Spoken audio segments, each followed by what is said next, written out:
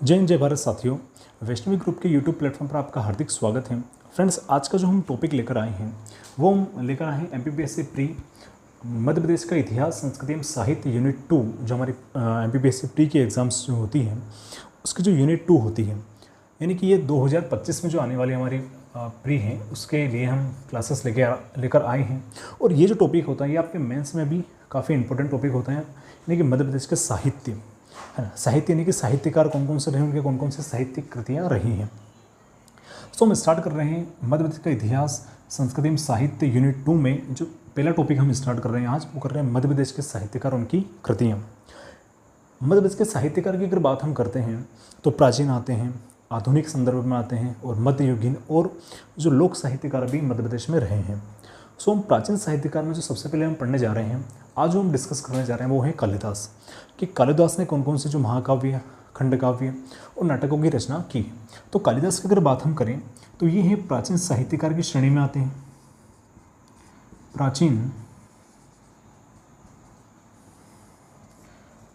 प्राचीन साहित्यकार की श्रेणी में आते हैं। और अगर देखा जाए तो उज्जैनी के जो राजा हैं, राजा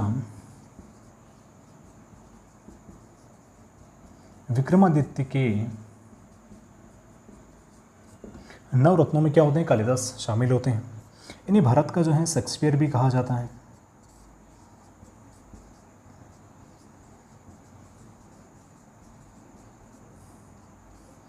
भारत का जो है क्या कहा जाता है, शेक्सपियर भी इनको कहा जाता है।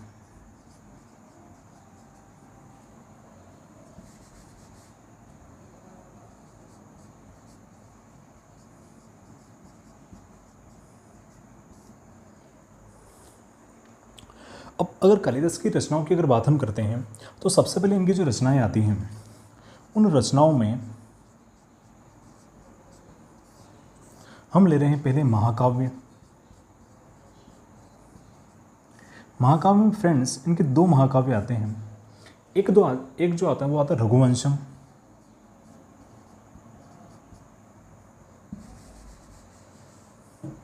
कौन सा आता है, एक आता है रघुवंशम,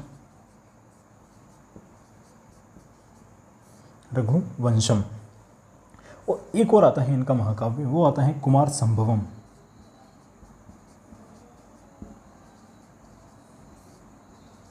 कुमार संभवम। अब फ्रेंड्स, जो रघुवंशम होता है, रघुवंशम में क्या होता है कि जो राजा दिलीप रहे हैं उनसे लेकर जो राजा दशरथ हैं उनके पुत्रों यानी कि राजा दशरथ तक और श्री राम तक का इसमें जो है क्या होता है, इसमें वर्णन किया हुआ होता है। और जो ये अब आता है कुमार संभवम, तो कुमार संभवम जो होता है वो होता है, इसमें क्या होता है कि शिव पार्वती जी के जो है विवाह का और कार्तिकेय जी के जन्म की कथा, तारकासुर वध और जो हिमालय पर्वत जो होता है उसका वर्णन इसमें किया हुआ होता है। तो अगर हम देखें सबसे पहले रघुवंशम की अगर बात हम करें तो रघुवंशम जो होता है और ये जो कुमार संभवम होता है, ये क्या होता है कि जो संस्कृत साहित्य का एक प्रथम महाकाव्य होता है। किसका, संस्कृत साहित्य का प्रथम महाकाव्य होता है। अब रघुवंशम में जो होते हैं कुल 19 सर्ग होते हैं, 19 सर्ग होते हैं। और प्रथम जो 9 सर्ग होते हैं, प्रथम 9 सर्ग, उनमें क्या होता है कि जो राजा होते हैं दिलीप से लेकर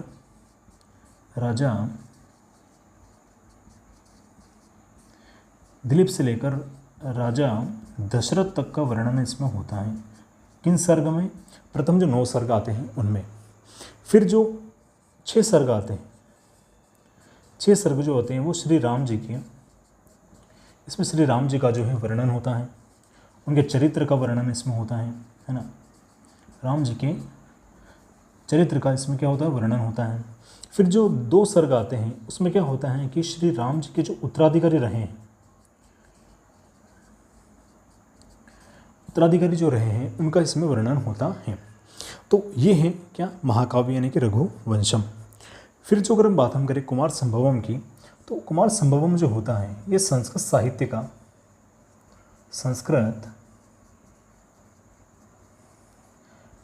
क्या होता है, ये प्रथम जो क्या होता है, महाकाव्य होता है। प्रथम क्या है, ये महाकाव्य है। प्रथम महाकाव्य है। और इसमें जो है शायद जहाँ तक संभव इसमें 17 जो हैं, इसमें क्या होते हैं 17 सर्ग होते हैं। कुमार संभवम में कितने सर्ग होते हैं? 17 सर्ग होते हैं।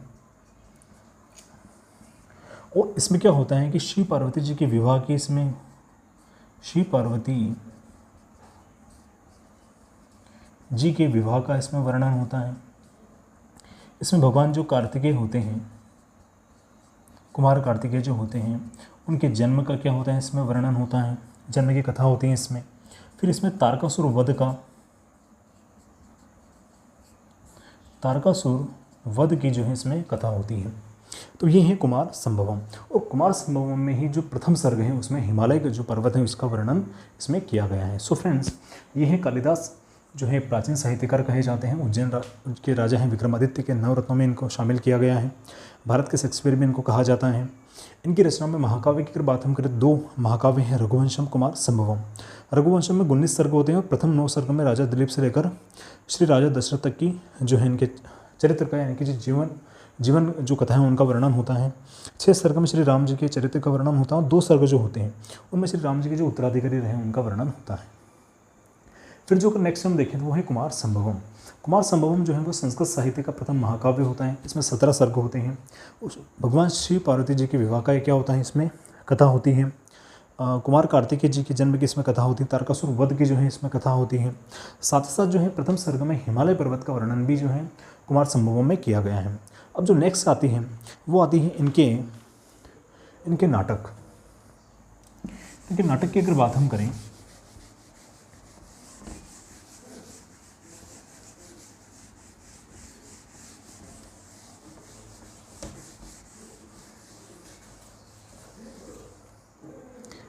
इनकी रचनाओं में आती हैं सेकेंड,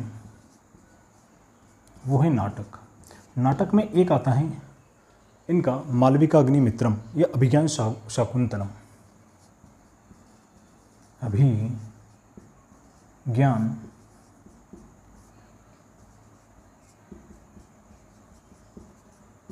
अभिज्ञान शाकुंतलम। अब ये जो अभिज्ञान शाकुंतलम है, इसमें क्या होता है कि जो हस्तिनापुर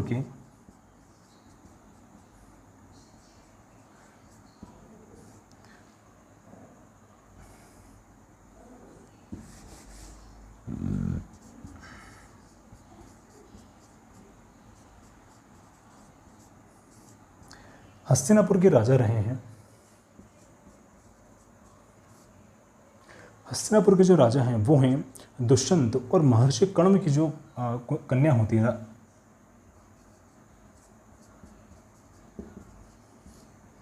दुष्यंत एवं जो महर्षि हैं कर्ण की कन्या शकुंतला।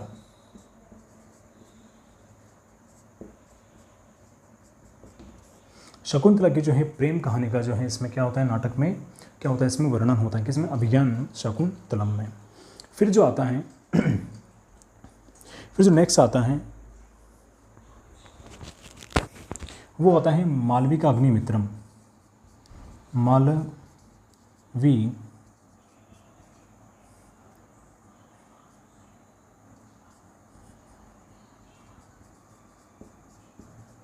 मालवी का अग्निमित्रम की अगर बात हम करें तो इसमें क्या होता है,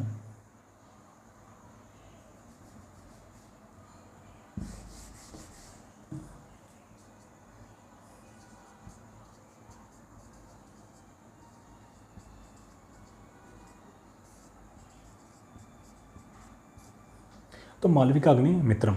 अब इसमें यह होता है कि इसमें जो शुंग वंश के शासक रहे हैं, एक तो हमें शुंग वंश की इसकी जानकारी मिलती है, और ये जो श्रृंगार परस जो होता है क्या होता है, ये श्रृंगार परस क्या होता है, प्रधान नाटक होता है। श्रृंगार रस ये प्रधान क्या होता है, ये होता है नाटक होता है। और इसमें जो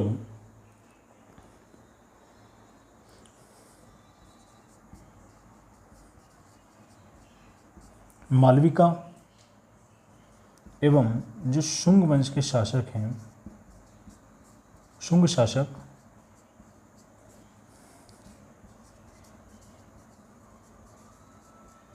अग्निमित्र की जो है इसमें कथा का, प्रेम कथा का वर्णन इसमें नाटक में होता है। किसमें? मालविका अग्निमित्रम में। और इसी से जो है शुंग वंश के शासकों की जानकारी मिलती है। शुंग वंश की जानकारी इससे मिलती है।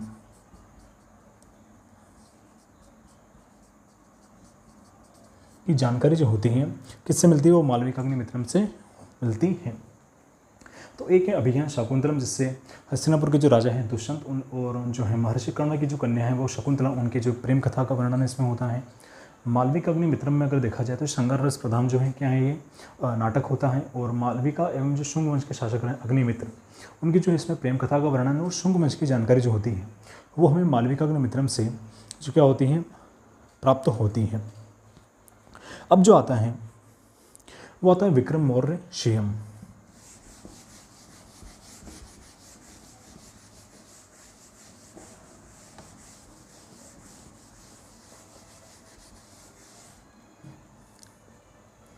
अब जो एक और नाटक आता है इनका, वो आता है विक्रम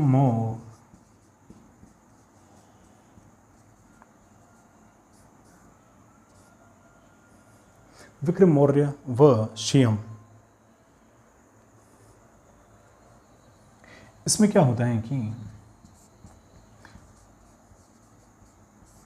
राजा, ये भी एक श्रृंगार रस जो है प्रधान क्या होता है, ये भी श्रृंगार रस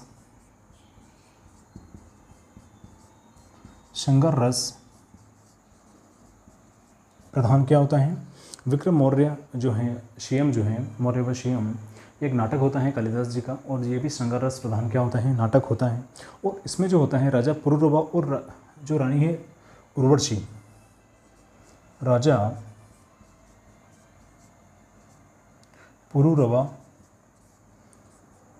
और रानी होती है उर्वशी, उनकी जो है प्रेम कथा का इसमें क्या होता है, वर्णन होता है। किसमें होता है? विक्रम मौर्य व शियम में जो है राजा पुरुरवा और जो है रानी उर्वशी की प्रेम कथा का इसमें वर्णन होता है। अब जो अगर देखा जाए तो इनमें आते हैं इनके कुछ खंडकाव्य भी होते हैं। तो खंडकाव्य की अगर बात हम करें तो खंडकाव्य में जो आता है, एक आता है ऋतुसंहार।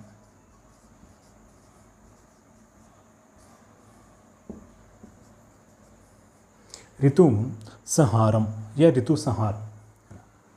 तो ऋतुसंहार की अगर बात हम करें तो इसमें क्या होता है कि बसंत ऋतु को कालिदास ने ऋतुओं का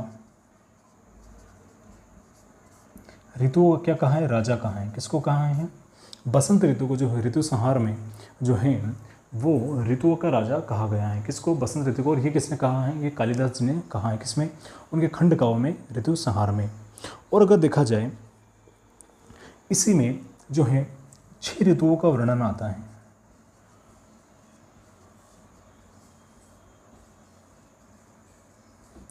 छह ऋतुओं का जो इसमें वर्णन किया गया है। किसमें? खंडकाव्य ऋतुसंहार में। अब जो एक आता है इनका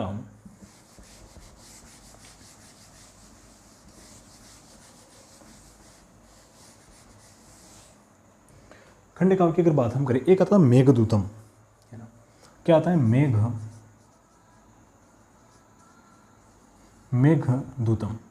अभी जो मेघदूतम में क्या होते हैं कि जो इसमें यक्ष द्वारा जो है,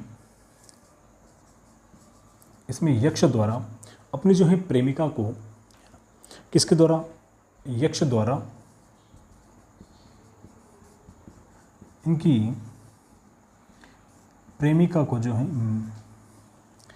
यानी कि रामगिरी जो विंध्याचल पर्वत है,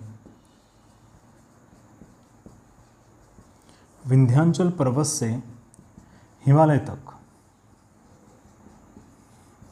मेघ के माध्यम से, यानी कि बादल के माध्यम से क्या है, संदेश जो है प्रेषित किया गया है। किसमें? मेघदूतम में। इसमें यह जो वर्णन किया गया है, किसमें? मेघदूतम में जो है। अब जो अगर बात हम करें तो इनकी कुछ अन्य भी रचनाएं आती हैं कालिदास की। अन्य रचनाओं की अगर बात हम करते हैं तो इसमें एक आता है इनकी एक श्रृंगार रसाष्टक आती है इनकी। एक आती हैं श्रृंगार, श्रृंगार तिलक भी इनकी आती हैं। एक आती हैं लक्ष्मी स्तव,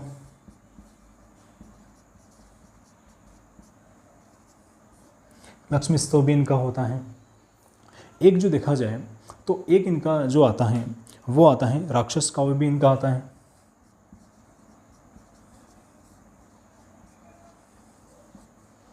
राक्षस काव्य भी इनका आता है। एक नवरत्न माला भी इनकी आती है रचना।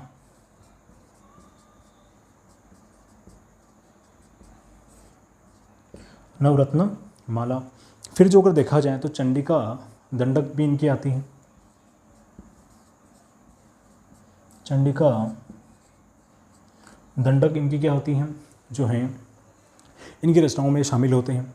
सो फ्रेंड्स, ये हैं इनकी जो है हमने कालिदास के जो है प्राचीन साहित्यकार रहे हैं, उनके महाकाव्य, उनके खंड काव्य, उनके जो है नाटक आदि को देखा, और उनमें कौन कौन सी चीज़ें जो है उनमें जो है वर्णित की गई है उसके बारे में हमने डिस्कस किया है। उनकी जो अतिरिक्त रचनाएं हैं श्रृंगार रसाष्टक, श्रृंगार तिलक, लक्ष्मी स्तव, राक्षस काव्य, चंडिका दंडक और नवरत्नमाला, और अगर देखा जाए तो नलोदय भी इनकी होती हैं, दुर्गट काव्य भी इनका होता है, ये भी इनमें रचनाएं होती हैं। सो फ्रेंड्स, अब जो हम स्टार्ट करेंगे प्राचीन साहित्यकार में जो आने वाले जो नेक्स्ट हैं कि कौन कौन से जो है इनके साहित्यकार रहे हैं।